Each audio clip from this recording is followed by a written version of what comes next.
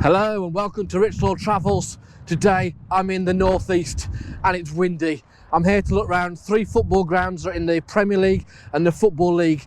Well, I'm here at Riverside Stadium in Middlesbrough. I'm off to Sunderland after that, then I'm off to Newcastle. So let's go and look around the northeast football grounds. Let's go! So here we have the Riverside Stadium, Middlesbrough's ground. 34,500 capacity, 34,700 I think it is.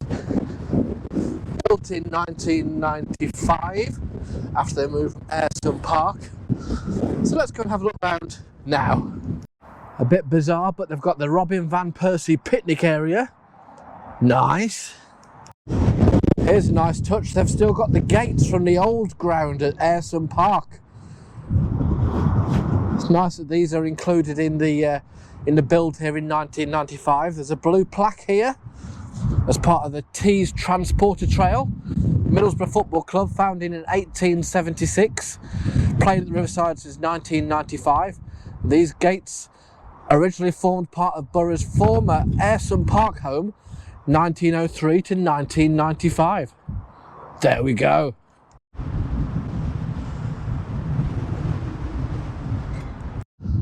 So how many of these players do you recognise? Gareth Southgate, Paul Merson, Jimmy Floyd Hasselbank, Janino, anyone else? Mark Viduka? Let me know in the comments who you see.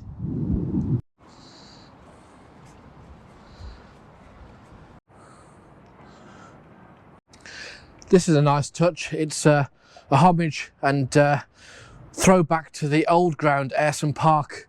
There's even some old seats from the old ground there. Interesting bit here that's about the last game was April 30th 1995 when Borough hosted Luton Town, and that win 2-1 sealed their promotion to the Premier League, and then they moved to the new stadium. Ayresome Park will live forever in the memories of those who were privileged to stand on its terraces or sit in its stands. Middlesbrough fans are known as smoggies. Why is that? It's because of the industrial air pollution, smog, that used to hang over the town. That's from back in the early 20th century, from the chemical plants and the industrial works in the area. I can report that today there's a blue sky, white fluffy clouds, and there seems to be a heck of a lot less pollution than there was back in the early 20th century. So that's good news. Well done, smoggies. Where are we, Rich? We're in Middlesbrough. This grassy area here on this housing estate is Ayresome Park. Ayresome Park, Middlesbrough. Excuse the state of the sign here. Ayresome Park is where Middlesbrough Football Club used to play from the 1903 season through to 1995. So 92 years they played round here. When they moved to the new ground at the Riverside Stadium, this area was turned into a housing estate, so you can tell the new houses here from the built from 97 onwards. But this area is very historic. This area, maybe not this specific bit of grass, but like the grass that was here earlier on the pitch. This is where 3 games in the 1966 World Cup were held. This is where North Korea knocked Italy out of the World Cup.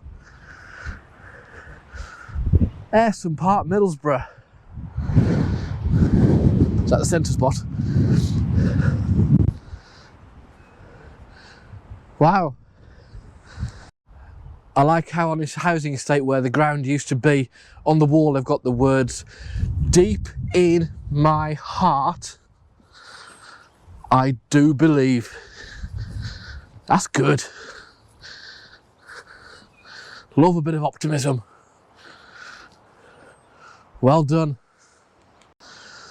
This area in Ayresome Park in Middlesbrough is a really interesting place. Obviously there's the history of the old football ground, but the roads nearby This road here is called the midfield. The road you come in on is called turnstile. So it's leading you into where the football ground was. So that's great stuff. Well done, Middlesbrough. So we're in Albert Park in beautiful Middlesbrough. Looking amazing here. And who do we have here? We have Brian Clough. Brian Clough was born in Middlesbrough. He played for Middlesbrough. He scored 197 goals for Middlesbrough in only 213 appearances from 1955 to 1961 before he went to play for local rival Sunderland. And he scored 54 goals in 61 appearances there as well. Well done, Brian. Top man.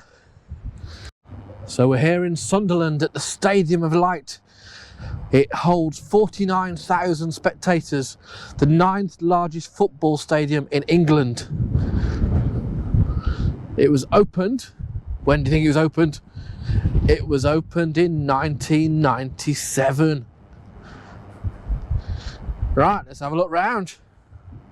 Here we have a statue of Bob Stokoe, the former Sunderland AFC manager. It says, "The man, the Messiah, the moment." That's from their 1973 FA Cup win, Sunderland against Leeds United, 5th of May 1973. Well done, Sunderland. Well done, Bob.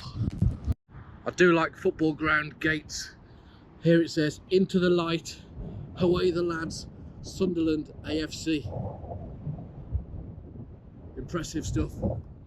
These are the Murray gates, dedicated to Sunderland supporters, past, present and future, by Sir Chairman Bob Murray, Sir Bob Murray, CBE.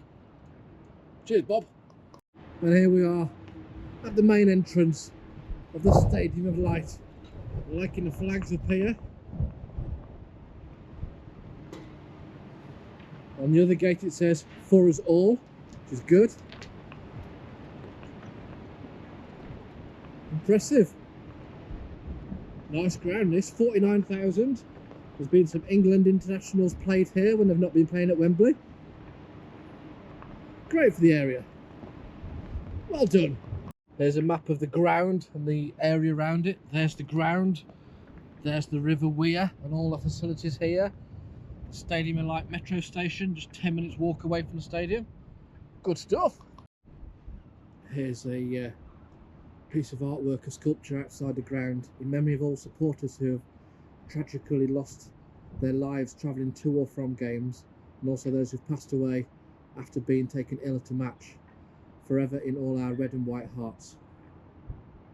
Rest in peace. Away the lads. Another gate here saying, "Into the light." This is a nice touch. They've got a wall of fame where they've got people's names, memories or dedications. That's nice. The fans are actually part of the stadium. Why is the ground called the Stadium of Light? Well, this gives us a clue. The stadium was named by Chairman Bob Murray to reflect the coal mining heritage of the North East and the former Monk Wearmouth colliery site on which the ground stands. So this Davy Lamp monument stands at the entrance to reflect the coal mining industry that brought prosperity to the town. I say town, Sunderland's now a city. Davy Lamp, Stadium of Light. There we go. So this is where the old Roker Park stadium used to be. These houses certainly weren't here then, but here we are, Midfield Drive, leading to Roker Park Close, Promotion Close, and the Clock Stand Close. Don't know whether this grass has been put here since then or afterwards, but this is where Roker Park used to be. So there's Clock Stand Close, there's Promotion Close, in the middle of this housing estate here. And what's this? It may look like a mini roundabout, little traffic island, but this is the centre spot of what was the Roker Park football pitch. Here, kick-off time. Beep. Want to know why Sunderland fans are known as Mackems? Well, it's because of their shipbuilding industry here on the River Wear, in the Wearside area. They used to say, "We mack 'em and ye tack 'em."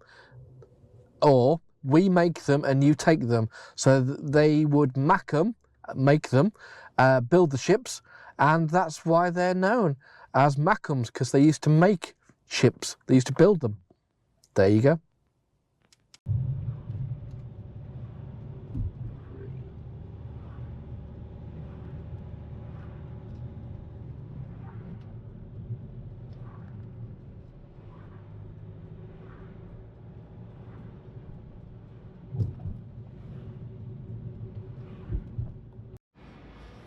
This ground's got a multi-storey car park built into it. Wow, that's a bit different. Not seen that before. Look at the housing around here and these office blocks, I'm guessing, as well. Next to it, a whopping great big football stadium. Wow. This near stand is the smaller of the four, but it's still a very decent size. Here's the view of the ground, St James's Park. We are here outside the east stand, the smaller stand. You go around the corner to the Gallowgate stand, and then to the front with the main reception. Right, let's go. Certainly some nice buildings around here in Newcastle.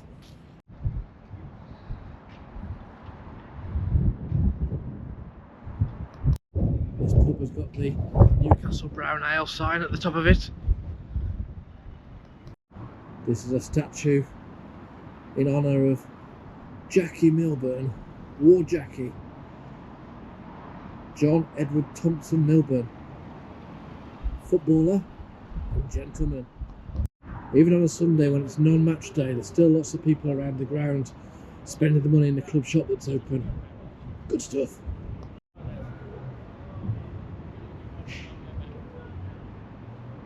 That's an impressive sight.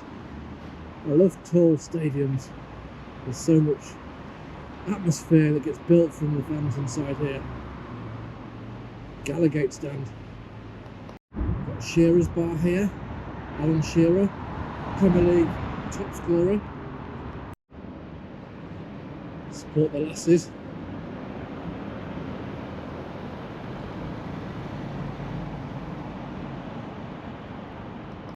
Here we've got a statue to Alan Shearer, CBE, Newcastle United record goal scorer, 206 goals. This statue was commissioned by the then chairman, Freddie Shepherd, Alan Shearer. Here we have a statue of Sir Bobby Robson, legendary football manager. Of all the clubs and teams he managed Ipswich in his early days. He managed England from 82 to 1990. Who could forget the 1990 World Cup in Italy?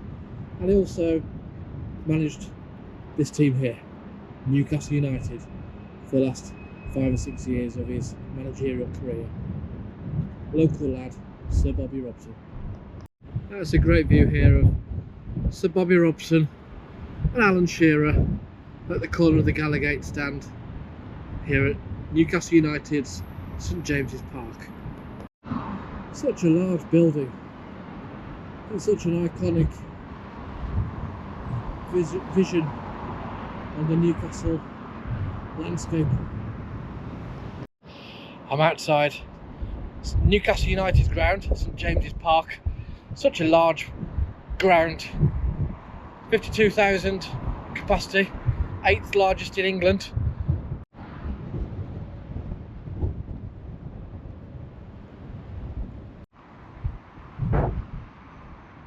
These gates here at St James's Park, Newcastle United's ground, they symbolise the strength and solidarity of Newcastle United Football Club and all their supporters.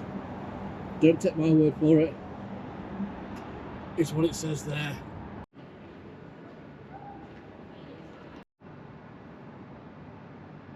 I think it's nice having a parking area inside the ground. Well done, Newcastle. Good thinking. So I'm in Newcastle. The Newcastle people are called Geordies. But why? Do you know why? I'll refresh your mind as to what was happening in the world in 1745. It was the Jacobite rebellion, of course, and the locals round here preferred and favoured the Hanoverian King George. So they were known as being for George, and that got shortened to Geordie, and it's stuck ever since then. 1745 was when locals in Newcastle were called Geordies. That's what I've been told anyway. Okay, that completes my tour of football clubs in the North East that are in the Premier League and the Football League. I've been to Middlesbrough, Sunderland, and here Newcastle. Thank you very much for watching. I'm Rich Lord from Rich Lord Travels. Don't forget to click subscribe. Thanks for watching. Up the Villa.